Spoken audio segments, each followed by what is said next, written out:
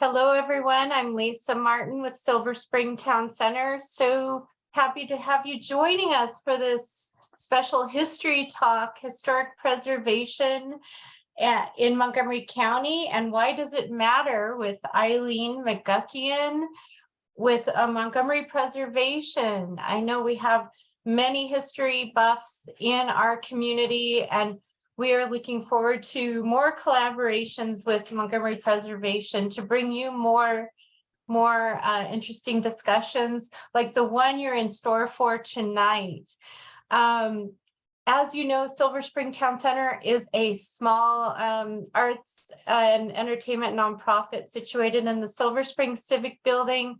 We create over 100 free arts and entertainment programs and events throughout the year, including the Silver Spring Blues Festival. And I hope to see many of you there. It's always Father's Day Saturday, which this year is Saturday, June 17th. And we are also kicking off Silver Spring Blues Week with a special outing to Wolf Trap to see Buddy Guy. And we will have a group gathered on the lawn. Lawn tickets are about $32. And they are going fast. So if you want to join us, get your lawn tickets for Buddy Guy on Sunday, June 11th. We also have a special event coming up in the Silver Spring Civic Building. We have another Around the World Bazaar, which will feature an array of arts and entertainment programs and events, including a Bollywood wedding dance workshop in the Great Hall.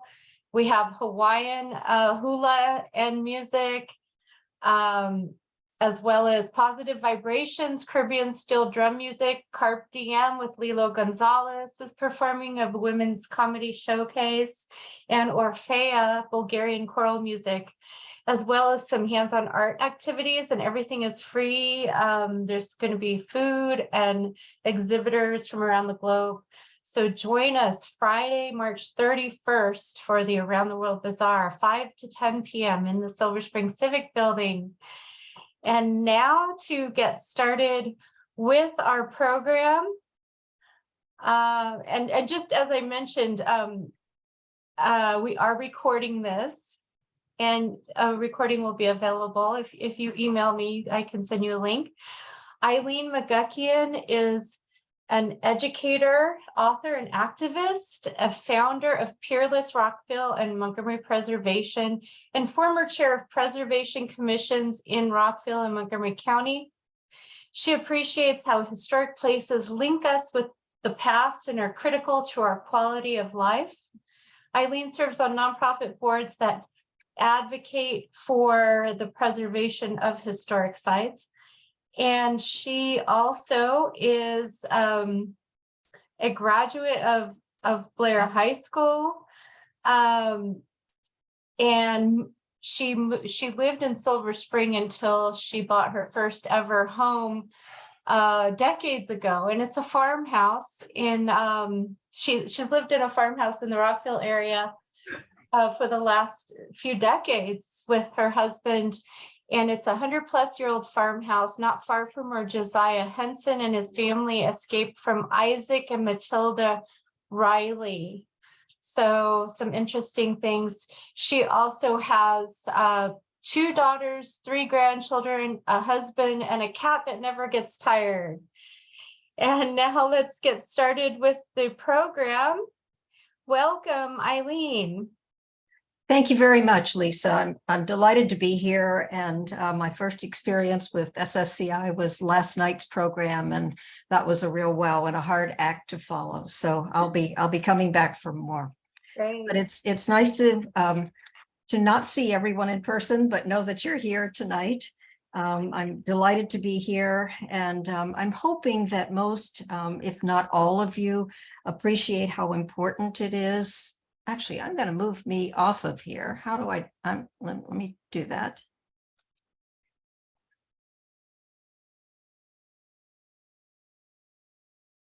All right, bear with me a minute. I'm going to just move me off the screen. So did that happen? Do you want your What, my big E? Is that what? Yeah, so Yeah, I just I feel will, much more comfortable if you don't sure, want I any can turn your sneezing video and, off now. sure, do that. Okay. And then we'll bring you back on Okay, later. okay. And I don't want me clouding up everybody else's screen as well. So, okay. All right. So again, thank you very much, Lisa, and thank you all for coming tonight. I'm hoping that most, if not all of you, appreciate how important it is to know about our past and how fascinating it is, to me anyway, that all American history events play out here locally in Montgomery County one way or another. We can read about our history, we can see pictures, we attend programs. And so why do we need to preserve buildings and landscapes in Montgomery County? Who cares? What do we have in Montgomery County that's worth preserving? And let me just go to the, okay. And let's see. How has preservation been accomplished in Montgomery County over the past century, and by whom? How does preservation fit into the world and into our daily lives? And why is it so often in the news? And then I want to mention to you that we'll have time for questions and answers, your questions, my answers, and our conversations at the very end. But because this is Women's History Month, my question for you at the outset is to see how many how many places in Montgomery County are related to women's history that I'll be showing you in my slides tonight. So I will give you a quiz on that. And I'm going to start off with the and you will see places from all over Montgomery County here. Most of them are labeled, but not all. So you get to guess on some of the others. And come along with me. Paradise, put up a parking lot with a pink hotel, a boutique, and a swinging hot spot. Don't it always seem to go that you don't know what you've got till it's gone? The cave paradise, put up a parking lot.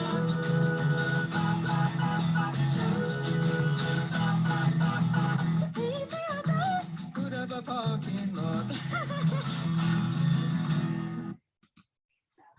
So whether you're a preservationist and you think that's your anthem or not, we can appreciate Joni Mitchell with her Big Yellow Taxi from 1970. But to get us started, today I want to introduce you to places worth preserving, local experiences, and current practices in Montgomery County. And I will start with a brief history of preservation here that really would not have been possible without this cast, I call it a pantheon of characters who have been important, and many who still remain important to Montgomery County historic preservation.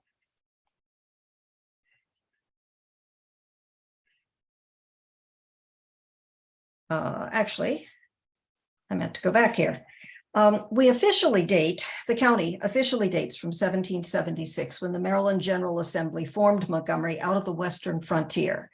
Over the next 250 years, white and black pioneers built homes and stores, churches and cemeteries, farms and institutions, industrial structures, and whole towns. Over time, we continue to build, and all along, we're deciding what to keep from our past.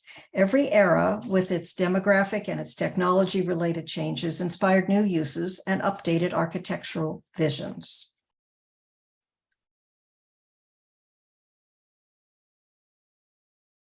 The first preservationists in Montgomery County, and still continuing, were people who owned these properties and their descendants who continued to use and cherish them. In the first third of the 20th century, Americans expressed dismay about losing their historic communities. You find this in New Orleans, in Charleston, in Providence, and Savannah. We're familiar with those. And a national historic preservation movement was formed.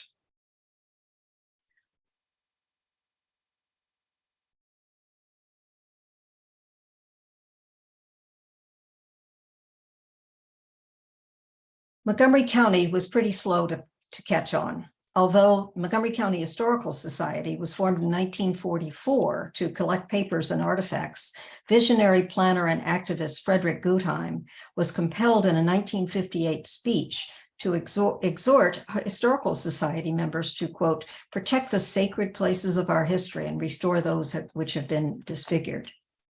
In the 1960s, the National Historic Preservation Act provided new initiatives. That's where we get our 106 process that you're probably reading about in the paper these days. That's where the National Trust for Historic Preservation was chartered not too long after that. That's when the Historic American Building Survey and the Historic American Engineering Record resumed property surveys that were begun in the 1930s. And that's when the Maryland General Assembly passed our first state preservation law and established the Maryland Historical Trust. And soon after that, Annapolis and Frederick moved to save streetscapes that they called historic districts. In Montgomery County, Rockville was the first to act. By 1965, St. Mary's congregation had outgrown the little chapel and were planning for a larger modern church. The whole community supported church members who wanted to keep their history along with the new. This coincided with the urban renewal that gutted the traditional Main Street in Rockville and raised many fine and many not so fine old buildings. The red brick courthouse was saved by the local AIA chapter, by fourth grade students, and a general citizen outcry. There was a city ordinance that was enacted in 1966. It was based on the Maryland template and the experience in Frederick and in Annapolis, but not until 1972 did Rockville citizens demand protection for early buildings and Victorian streetscapes that together became the first 3 designated historic districts in the county. Advocates went on to protect the B&O Railroad Station, which was slated for removal or demolition by Metro, and buildings around Courthouse Square. The 1970s were seminal, with a growing population, lots of new construction, homes, schools, shopping centers, office buildings all over Montgomery County. A lot of historic places were lost. It was a gradual but easy jump from documenting and photographing to protecting and preserving. Citizen groups stepped up. For example, in Tacoma Park, they were energized by the planned expansion of Montgomery College. In May of 1974, 2 crisis situations spurred the formation of both Peerless Rockville and Historic Medley District.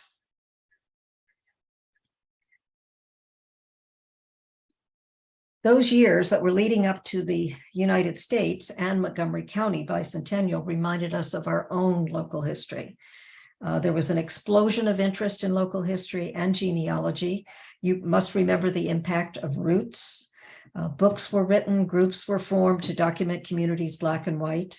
Following Frederick Gutheim's lead, Sugarloaf Regional Trails in the Upper County identified hiking, biking, canoeing trails and studied up-county Black communities and rustic country roads. In 1973, Maryland National Capital Park and Planning Commission hired a very young Mike Dwyer, on the left here, to drive a Jeep around Montgomery County to visit sites and help create the Locational Atlas and Index of Historic Sites, which was published in 1976. Mike later was joined by Jim Sorensen, who was the first archaeologist to really take that seriously in the county. It's no coincidence that this all occurred during the planning board chairmanship of Royce Hansen, who pictured earlier, whose leadership through the 1970s was visionary, practical, and instrumental. 1979 and 80 was a momentous time for planning and for the future of Montgomery County. Those years ushered in both the Ag Reserve in the Upper County and the Master Plan for Historic Preservation. The first Historic Preservation Commission was appointed. The first 61 sites, historic properties were designated on the master plan, and the first historic area work permit was processed. To the joy of preservation advocates nationally, the U.S. Supreme Court was weighing in. in addition to a 1954 ruling that preservation of buildings of historic and aesthetic importance is a permissible goal of state action, and that communities have the right to be beautiful as well as healthy, clean, and carefully protected. In the broader Penn Central case in 1978, the court ruled that states and cities may enact land use controls to enhance the quality of life by preserving individual, whoops, I have a busy mouse here. To enhance the quality of life by preserving individual and desirable aesthetic features of the city, and that preservation of landmarks benefits the city economically as well as by improving the overall quality of life.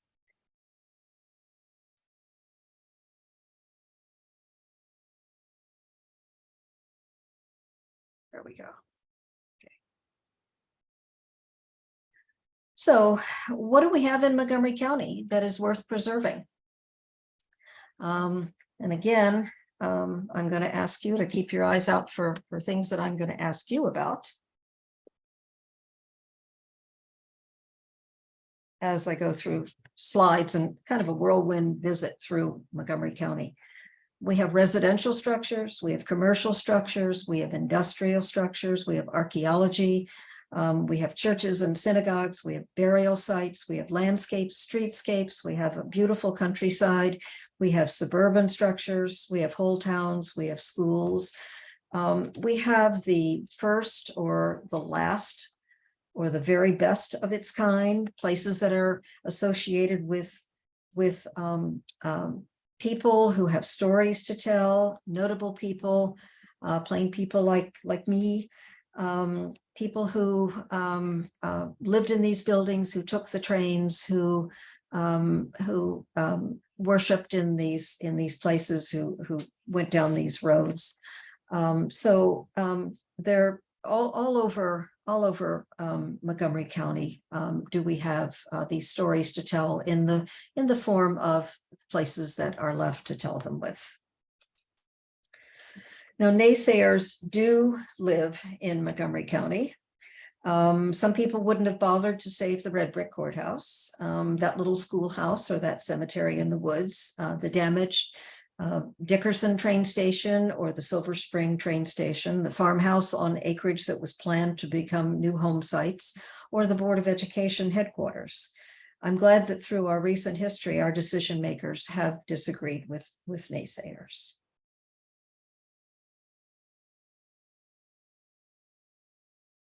So this is how preservation works in Montgomery County today, and we'll go through that. We'll talk about the owners of historic properties. We'll talk about how it is a function of local government. We'll look at non-government and nonprofit organizations and how preservation is accomplished that way. We'll look at other preservation interests and other people who care. So the owners of historic properties cannot be emphasized and lauded enough. They are really the key. Whether they're homeowners taking a big chance, like the couple here in Boyd's on the upper left, whether they're businesses, whether they're churches, taking care of cemeteries, everyone is responsible for maintaining their buildings and land, and many have found very creative ways of doing that.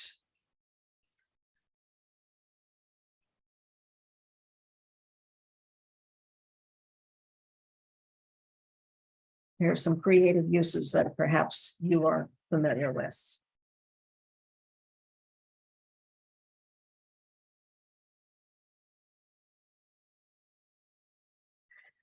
The and here's some more. If you're not familiar with them, they're places that you would be very much enriched by getting to know. So historic preservation laws and protections exist at the federal, the state, and the local levels. For most of us, our county government is the level at which we are most impacted and where it makes the most difference. So places that are designated on the Montgomery County Master Plan for Historic Preservation are there because they're meant to be preserved. The intent of government is to protect historic resources, not to limit property owners. There are two specific processes that are involved. One is to evaluate the significance of whatever the historic site or the streetscape or historic district would be. The other is to look on case by case at proposed changes and to determine which ones are appropriate or which ones are detrimental, which are compatible with the historic site. So let's look a little bit at those processes. So the evaluation process is the first step. The individual historic sites and districts could be nominated for designation by an owner or by interested parties. The criteria are very specific in the law. They're basically architectural style and quality, historic criteria, whether they're associated with a person, a group, an event, a culture. I keep bumping into this. I'm getting ahead of myself. Whether there's a cultural value, and using these criteria, they're in sort of two different sections. The Historic Preservation Commission staff and the commission evaluate the nomination, and a public hearing is held. If it's a favorable nomination, it then goes to the planning board, which conducts a hearing and a work session, then it prepares its own recommendation and transmits it to the county council. The county council holds another hearing and a work session, and then approves or disapproves or amends the recommendation. And if it's approved, it becomes an amendment to the master plan for historic preservation. If it is a proposal for alteration, what happens then is that when an owner wishes to add, let's say, a new wing or a story onto a house, wants to tear down part of a structure or all of a structure, wants to build a new garage, change the whole appearance of a building, you need to apply for an historic area work permit. And that proposal is filed with the Department of Permitting Services at the same time that you go for your building permit. It goes to the Historic Preservation Commission staff at Montgomery Planning. It then goes to the Historic Preservation Commission, who invites the owner and the public to a hearing to review the application for, again, its compatibility with the historic property and to determine whether to approve the application outright, approve it with conditions, or to deny the proposal.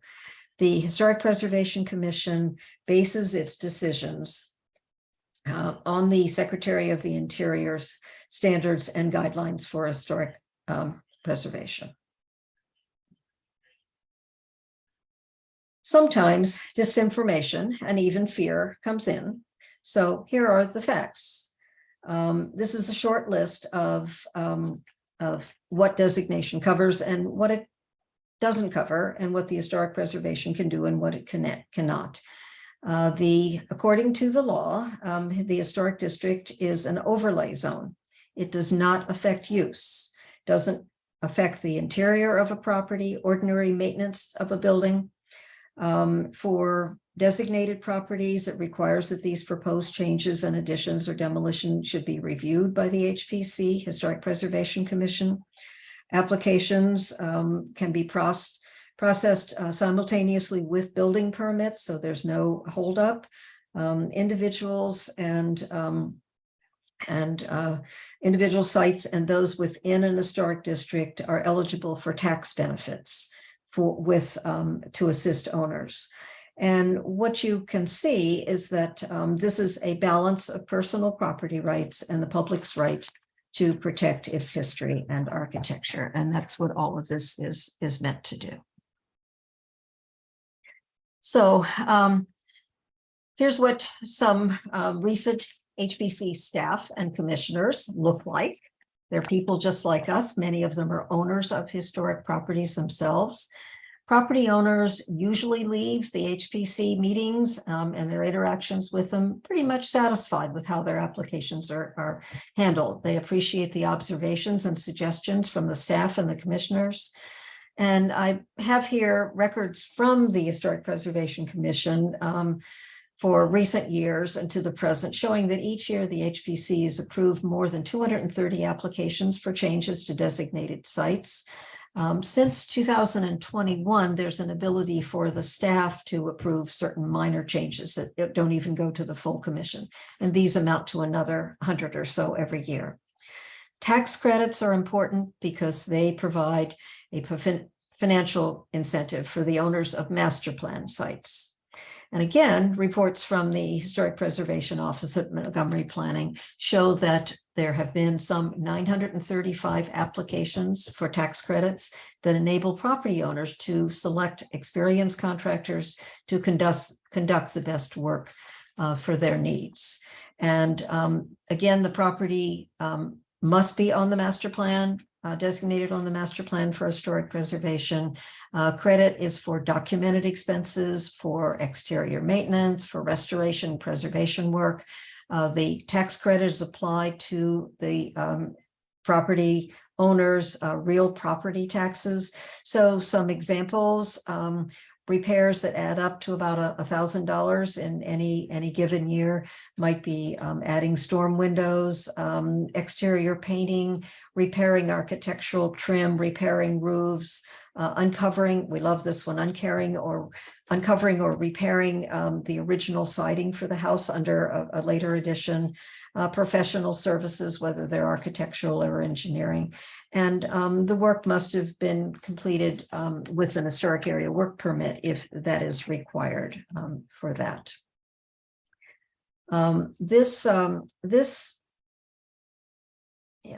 So I'll go on to this law, and the process covers most of the historic properties in Montgomery County, and it parallels other charter counties in Maryland.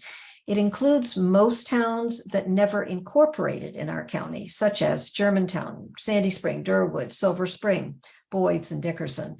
This county law does not apply to several incorporated municipalities within Montgomery County, such as Rockville, Gaithersburg, Laytonsville, or Poolesville, except those whose planning and zoning are conducted under MNC PPC, such as Kensington, Brookville, Garrett Park, and Tacoma Park.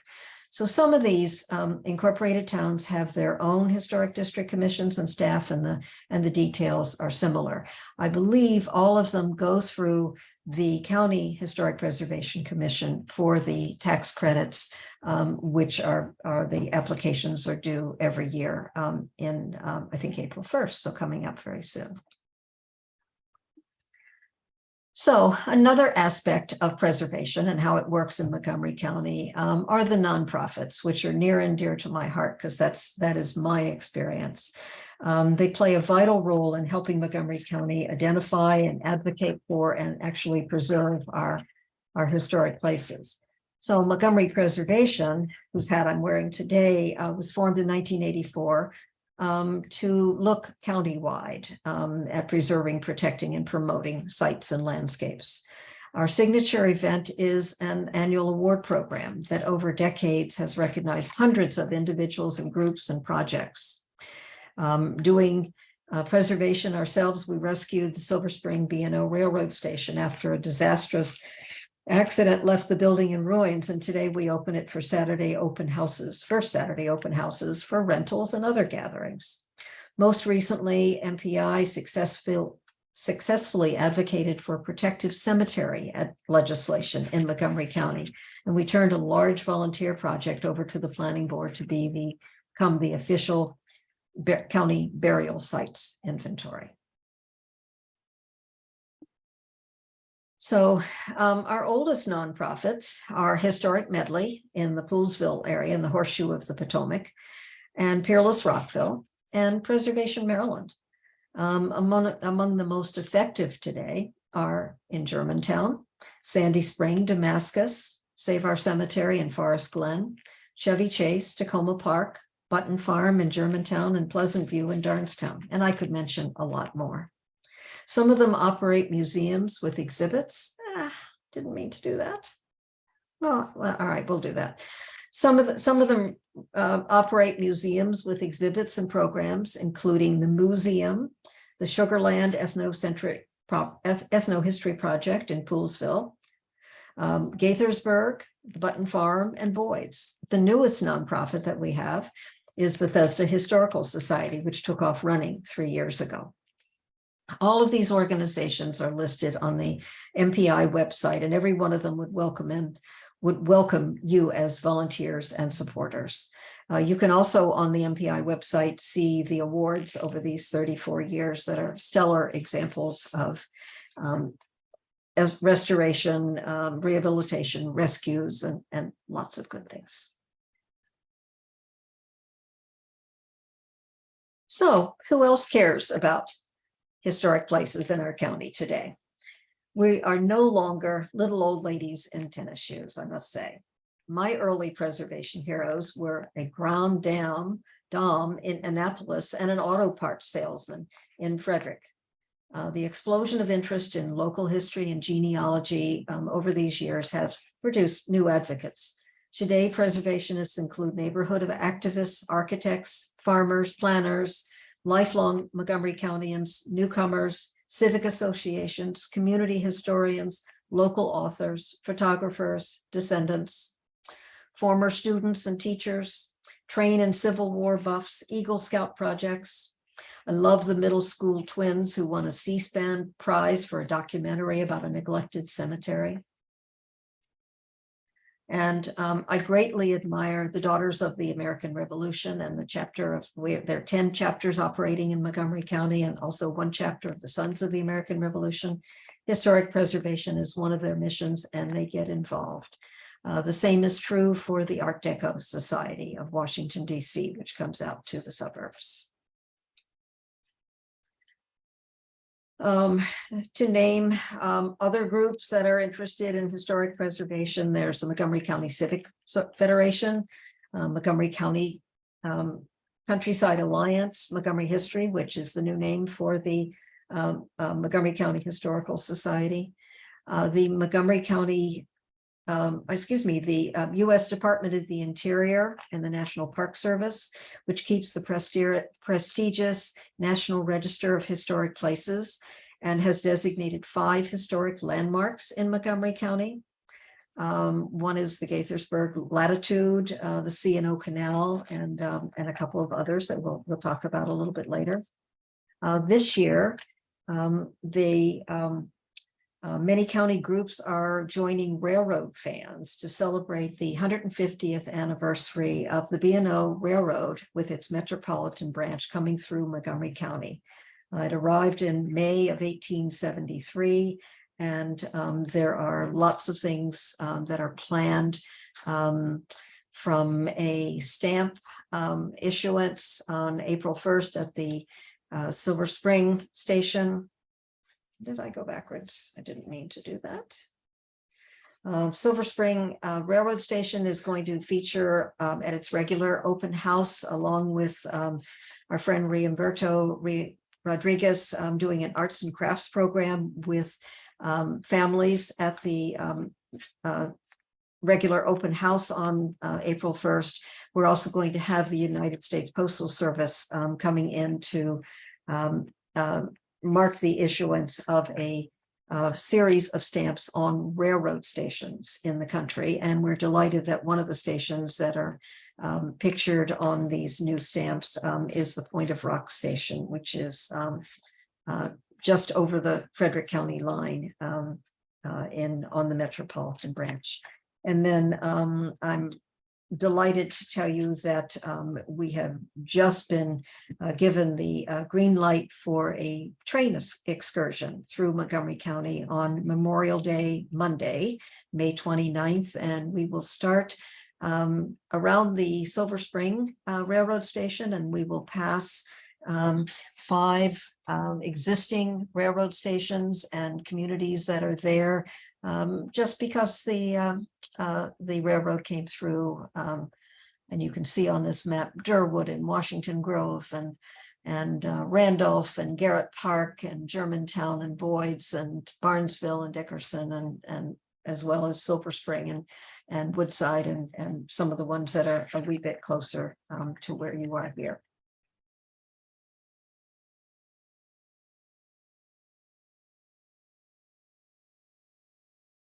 So also caring about historic preservation is the state of Maryland, which, as I mentioned, has the Maryland Historical Trust operating out of nearby Annapolis, the Maryland Department of Natural Resources, which has some lovely Maryland state parks in Montgomery County, and Maryland heritage areas. Montgomery County has had a heritage area almost since the very beginning, a few decades ago, and our heritage area features 4 themes: transportation trails, and there's a new trail guide about to come out on transportation, crossroads and cultures, which covers a lot of territory, heritage gems, which are specific places, and the ag reserve. So all of those are featured in different ways each year, and even through COVID, there have been programs that are going on, and wonderful opportunities for particular sites and who fill out the applications and go through the process to have grant funds available for their particular projects.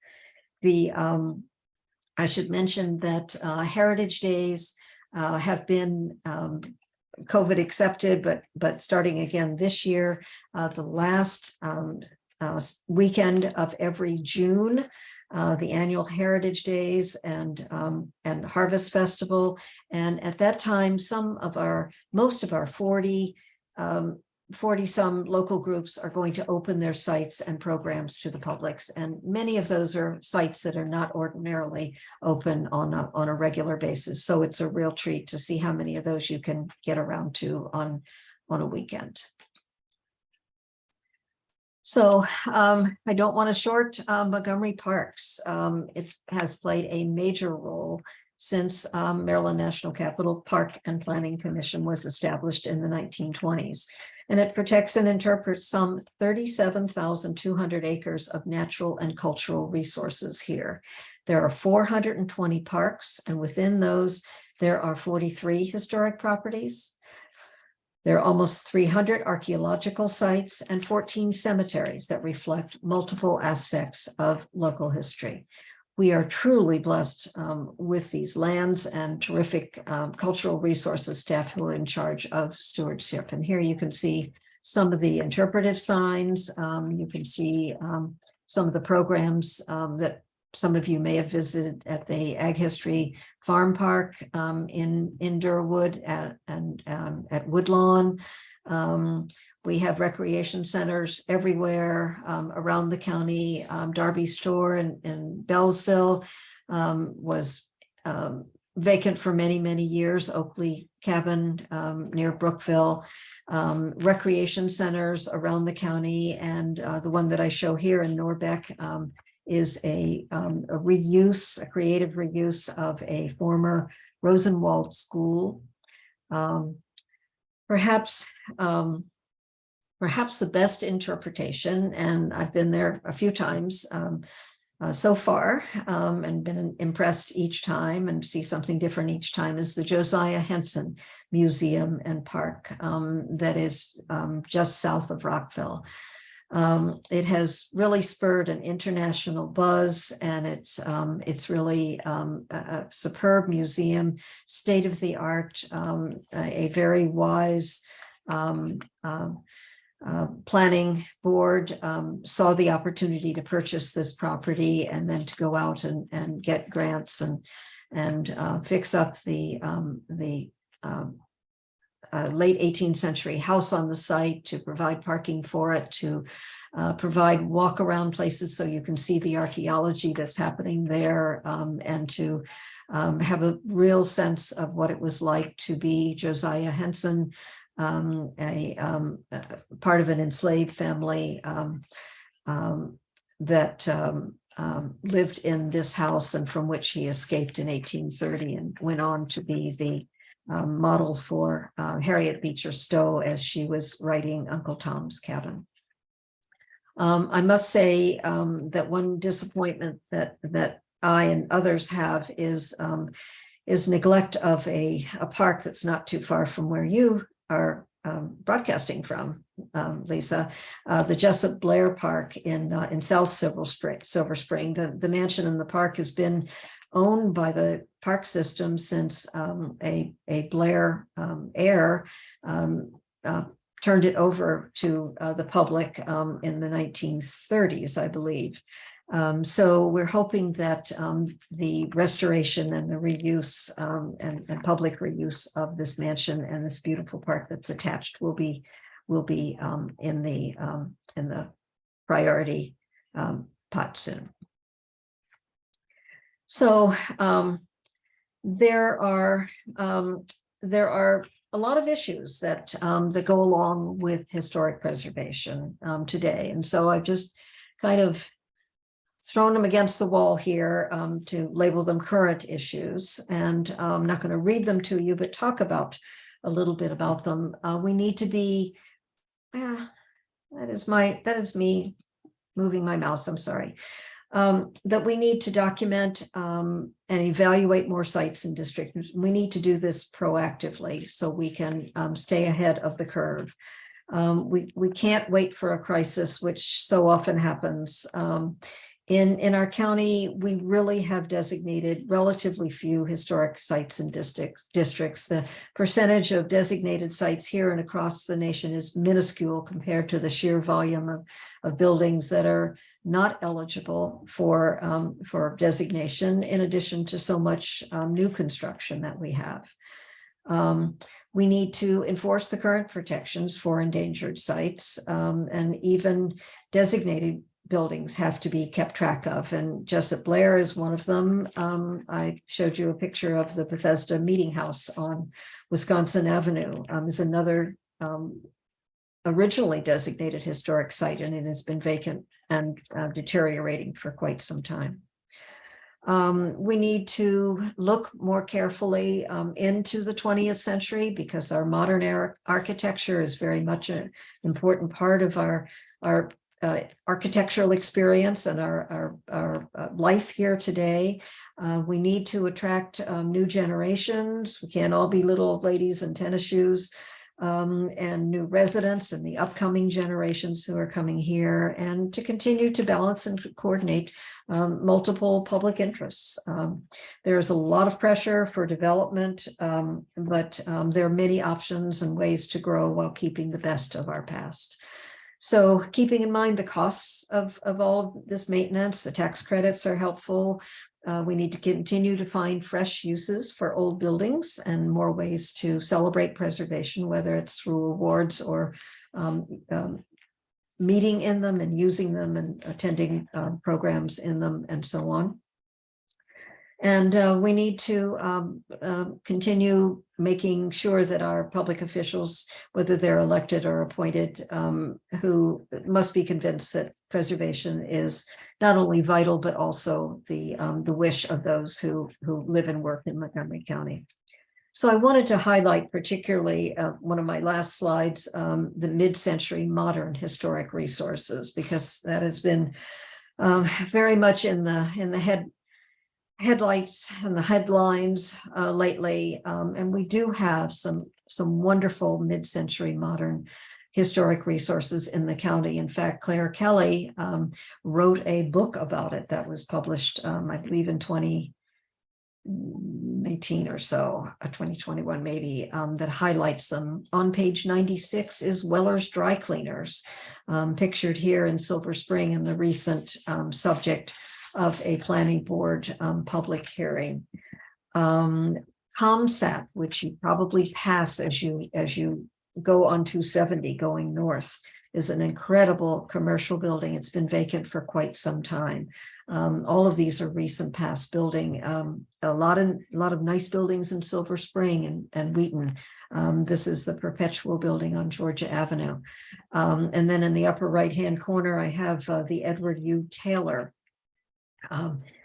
school, which was one of four of the last, actually five, I guess, of the last schools built for colored children in Montgomery County in the years just before the Brown versus Board of Education ruling by the Supreme Court in 1954. So my mantra for you is, once it's gone forever. So you may have remembered the Wheaton Youth Center from years ago that is no more. We fought very hard to try to keep that and lost. There are buildings and cemeteries and places all over Montgomery County that we need to be sure and try to protect.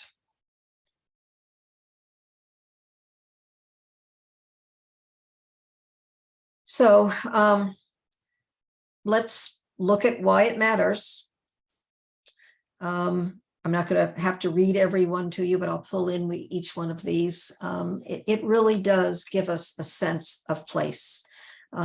This continuity, this well-being, this sense of belonging to a community and having pride. We have seen that it revitalizes neighborhoods, business districts, and whole communities, whether they're residential or they're commercial. There are distinctive characteristics in communities and landscapes and settings everywhere throughout the county that absolutely need to be protected. You can do that in groupings. Enables us to appreciate the history and the architecture that we have around us. Tear downs and mansionization is a real issue in communities throughout Montgomery County, including the one where I live, and we do need to, have some protection for the whole character. Property values are known to be maintained and enhanced through the designation of historic properties. Small businesses, whether they are new immigrants coming in or longtime local businesses here, they are encouraged and attracted by the kind of structures that are appealing, affordable, and infinitely reusable. Looking outside, scenic areas, streetscapes, landscapes all around. And saving for the future and saving our climate. I'm always wowed by the updated statistics about how much landfills are overwhelmed with materials from destroyed buildings. There's no real need to have that happen. And just being designated makes the owner, makes the public, makes the governing bodies stop and think about why was this designated? Is this proposal going to negatively affect it somehow, or even demolish it so it's not here? So these are all reasons that I think preservation matters in Montgomery County today. History is not only museums and biographies and photographs. It's in our own backyards, and we need to protect it for ourselves and future generations. We need to be able to see, to touch, and able to more clearly understand the places that shaped us and the values that people who were here before us placed on our communities. I believe strongly that old buildings anchor our lives and they define everyone's culture. They appear above ground, they hide below ground. Historic preservation is good for our community, it's good for our county, I think it's good for our lives. It's a major component of the construction industry. As a practical matter, it reuses materials and infrastructure, and it spends money on local labor. Somehow it feels right to save special places. They remind us of how we got to where we are today. We need to see the same landscape, walk on the same ground, enter the same building, hold the same artifacts as those who came before us. I strongly believe that preservation and good architecture enlivens our lives and keeps us from being pinned down with the deadly sameness of new construction, and we need to protect and preserve it. So I'll issue a challenge to you in general, all of you history buffs out there, those of you who like older properties in your neighborhoods or where you shop. I challenge you to save sites that reflect our county's history and architecture. I challenge you to join this pantheon of Montgomery County preservation. Bear with me again. Paradise, put up a parking lot. With a big hotel, a boutique, and a swinging hot spot. Don't it always seem to go that you don't know what you've got till it's gone? The Cave Paradise, put up a parking lot.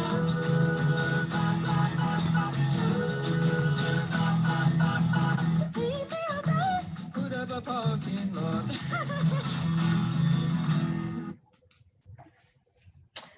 So that's the end of my presentation. I am wide open for questions and comments. I appreciate your being here tonight, and Lisa for signing me on.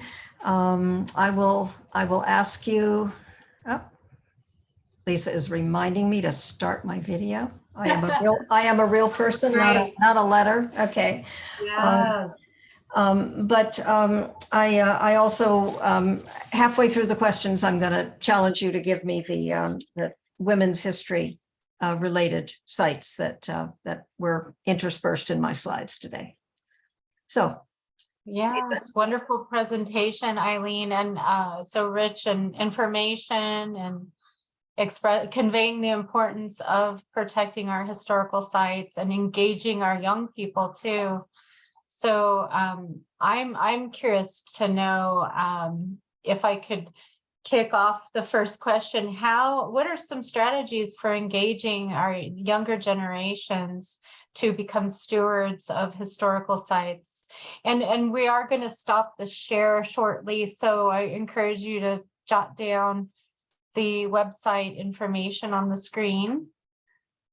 So what are some strategies that organizations are using in general? Well, all of the organizations that I mentioned, they have their own strategies and they have their own sites or their own geographic area that they are out to educate. And I think that's really the big thing. A lot of them go into schools, invite school groups out. Some of them are more successful at it than others. Some don't have sites at all. They take slide presentations out. They take trunks with different kinds of things out. And I think kids get hooked on things pretty early, which is one reason Montgomery Preservation Silver Spring Historical Society has the first Saturday of the month open houses at the Silver Spring station. So once you see a train go by, you want to see another one and another one. You want to get on that train excursion. You want to find out how the railroad changed Montgomery County from being, we actually were here before Washington, D.C., but we became a suburb of Washington, D.C. by the end of the 19th century, and because of the availability of the train. You give talks. So for our B&O group, Susan Soderberg has prepared 3 different talks on the influence of the B&O Railroad, the Metropolitan Branch, and how it changed us from being commuters to go down to civil service jobs, to farmers who used it to send their milk down to market in Washington, to people who use it today, and so on. The incredible structures along it, not only the stations, but some engineering structures as well. So there are a lot of things going on, and everyone does it differently. If you want a good sampling of it, put that history weekend, that last weekend after you go to the jazz festival, you can. Oh no, that's not even competing with the jazz festival. Okay, that's Father's Day. All right. The Silver Spring Blues Festival, you mean Blues in June? Festival. Okay, in June. You can do both. All right. Okay. But at any rate, get out to some of those places and see what they're doing and see which ones speak to you. I know there are people on this. I see Pat Tyson, who is an incredible reenactor. So that's another way to get people involved in young people involved in doing that. But I think we must continue to teach history. We must continue to look at architecture that's all around us, and not just how we use it, but what it looks like, when it was designed, why it was designed the way it was, and what are the fun things about the architecture. So I think it's possible. And then actually, when you're hooked on it, join some of these groups. Right, great. Those are some great suggestions. Okay, so we have some questions in the comments. Would you like to ask your question aloud for Eileen? Who's that? Buddha was the first one who asked. Yes, hello. Hello. Yes, I was very interested. In fact, my whole interest was piqued when you mentioned Save Our Cemetery in Forest Glen. Which cemetery were you? Was it the one that's the Father Carroll Cemetery where his mother is buried? Or which one were you referring to? And can you tell us more about it? Okay. Thank you. By the way, thank you for a very, very interesting talk. Oh, you're welcome, and thank you for a good question. Okay, I'm gonna take you for cemetery and seminary, both. Okay, both in Forest Glen. So you mentioned the cemetery near St. John's Church, and the old church is there. The same person who designed all these beautiful stations on the Metropolitan Branch also designed that sandstone church, the smaller church there, so that cemetery has been there. It's one of the oldest ones. I don't know the exact dates, but it goes back into the 18th century with burials there, and then people are still being buried there. You can learn about any cemetery, and when we did the burial sites inventory revisited in 2018, we found 325 cemeteries. We are going through them, and so is the staff. Brian Crane from Montgomery Planning is going through the ones that we don't have exact locations for. We just know that there was a cemetery in the woods there somewhere. Or Pat Tyson, this will hit home for you. We know that there was a cemetery and a church there at one time, and now there's an Aldi's on Georgia Avenue. So all of those are listed on the Montgomery Planning site, and you can get to it through the Montgomery Preservation site as well. I mentioned a little play of words. There also is a Forest Glen Seminary, and it's the National Park Seminary for Girls. That's one of the women's history ones. I'll answer my own challenge to you. And I showed a couple of pictures related to that, but that is a site that was after the school went out of business, the Army took the site over, a very large site. I don't remember how many acres, but a large and beautiful site, and used it for rehabilitation of soldiers during and after World War II, and owned it for quite some time, and the buildings were gradually deteriorating. A very brave and stalwart and smart group called Save Our Seminary, SOS, picked up on that, even sued the Army for not doing what it was supposed to be doing for a National Register of Historic Places site, and ended up with the county stepping in, a developer stepping in, and you have an incredibly beautiful reuse of many of those original school buildings, plus some new construction, lots of wonderful housing and sculptures, and a beautiful setting today.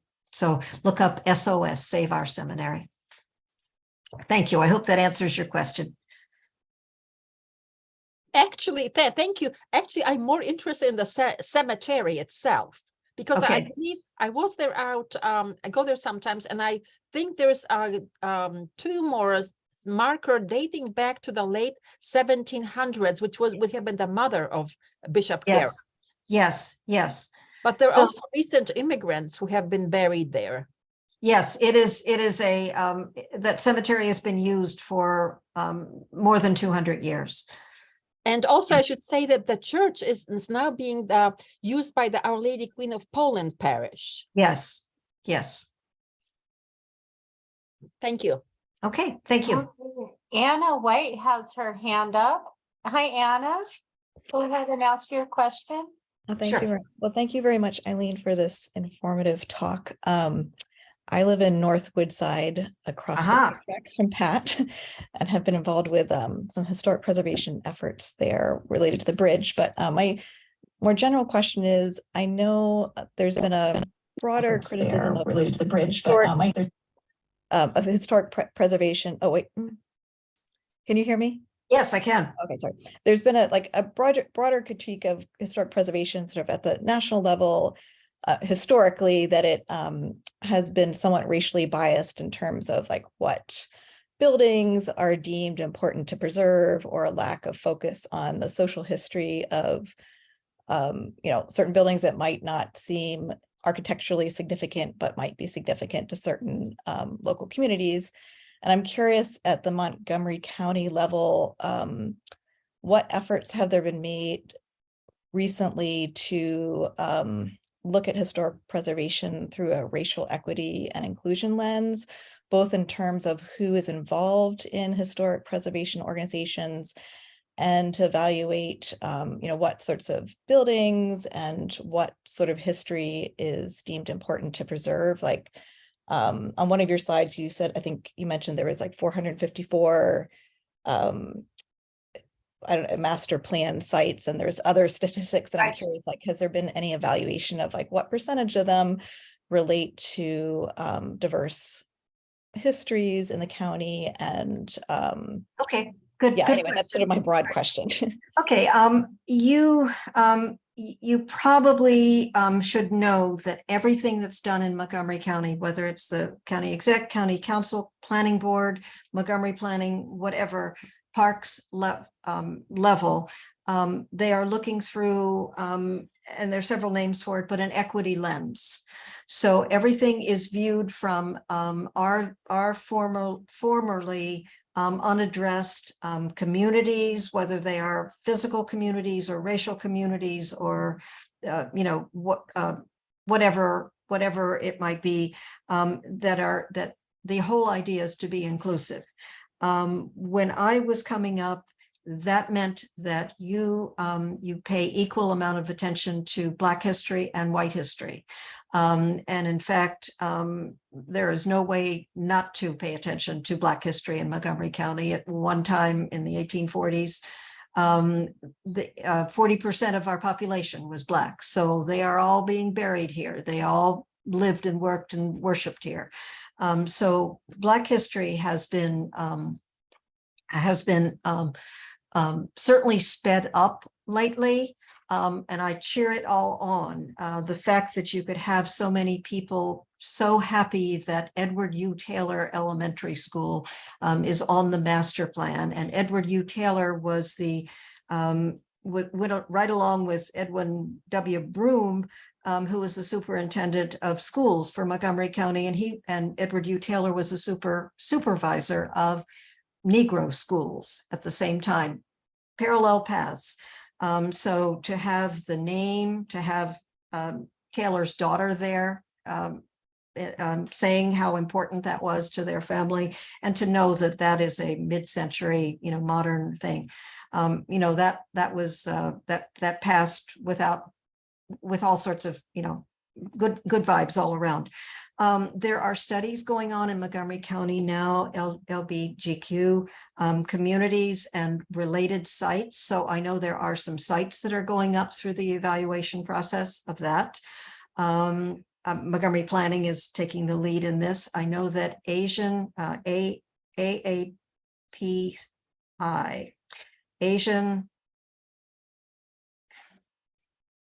Asian American, Pacific and Pacific Islanders, okay, is the acronym. I know that there are studies going on there. I know one's been started in Rockville, and I think Montgomery County Planning is doing the same thing. So those are, they're often hard to start up but they are all happening. So I think that lens is being, and that fish is being turned over many times to look at all the aspects of us and realizing that they're all aspects of Montgomery County today. I hope that answers it. You know, just a follow-up question. Do you happen to know of any sites in the immediate downtown Silver Spring area, like within a few miles, that specifically highlight Black history? And I would argue that Black history is all of our history too, especially when we talk about racial segregation. But do you happen to know of any offhand? Because I don't, and I'm just curious if I'm just ignorant. Certainly the cemeteries that people, Pat, can you help me with that? You know, getting down county, Josiah Hanson is certainly down county. Rockville has cemeteries and the two schools. I showed a picture of Carver School, which was at one time the only, I mean, there only was ever one Black secondary school in Montgomery County, but it evolved. But Carver School was something that the former students and principals marched along with Peerless Rockville to get that designated in the city of Rockville. Pat, can you think of any? You know, I really can't. What you've named, I know of. Maybe my grandparents or other people would have known of things of that nature, but no, what you've mentioned are the ones that I know about. Okay. And So also, what about the Rosenwald schools? Yeah, there are. I don't know if if you haven't seen Ralph Buglos's presentation on Rosenwald schools, be sure to sign him up, Lisa. There are some Rosenwald schools around Montgomery County. In fact, there are people tonight meeting about the one in Poolesville. But the closest one to Silver Spring and I don't have any, I can give you Black historic sites around Montgomery County. I'm struggling to find the ones in Silver Spring. There is a Black history component because so many of these places were